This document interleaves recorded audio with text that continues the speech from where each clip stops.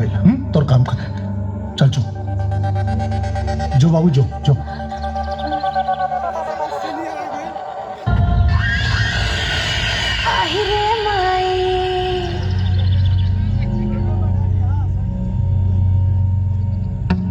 ते हमसे शादी कर बे?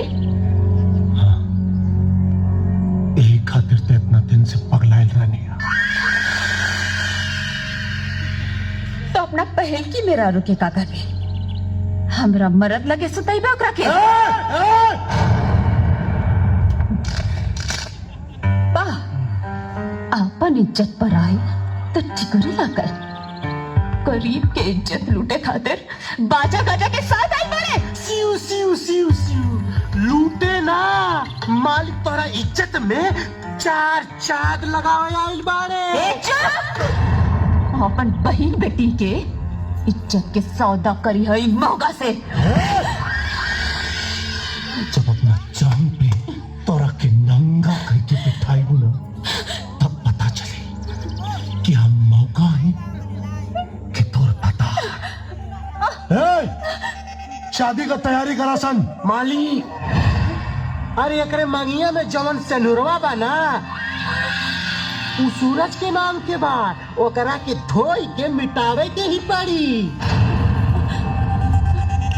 मिटाओ, एकर सैनूर मिटाओ सन।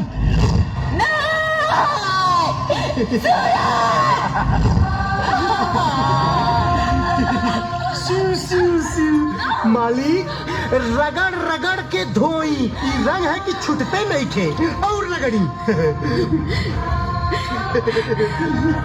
प्यार के रंग है पंडित।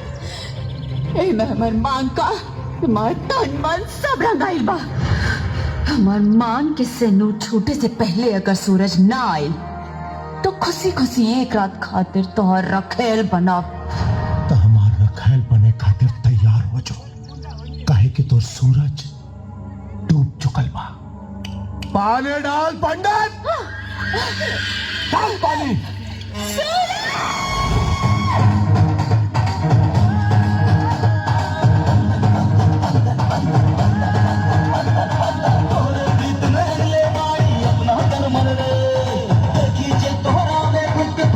दर्पण रे बंधन बंधन प्यार के बंधन, बंधन बंधन प्यार के बंधन।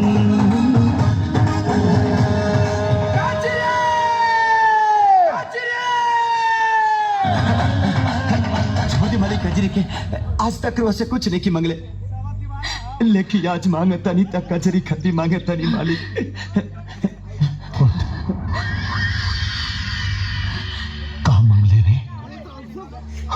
हमार जान, हमार जान मांगा था रे।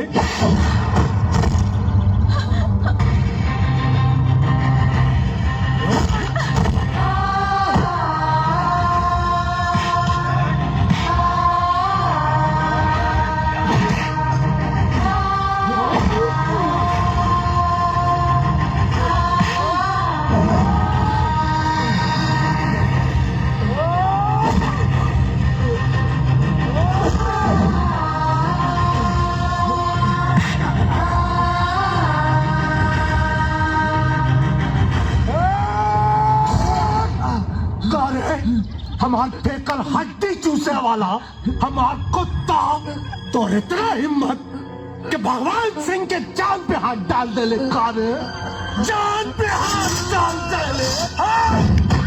अरे तोरा के जिंदा रहे का कोनो हक नहीं खे। खत्म हुई कहानी। बस भगवान सिंह बस। जितना तुर नमक खैलरनी हो खून की तरह बह गई। अब नस नस में खाली कजरी के प्यार दौड़ता और एक एक कतरा तूफान के बराबर बा। ई देख नमूना।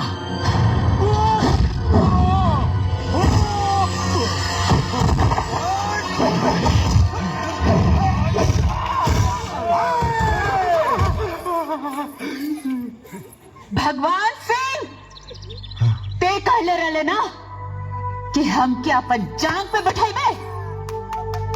ये देख सूरज, ये है हमारा असली जगह।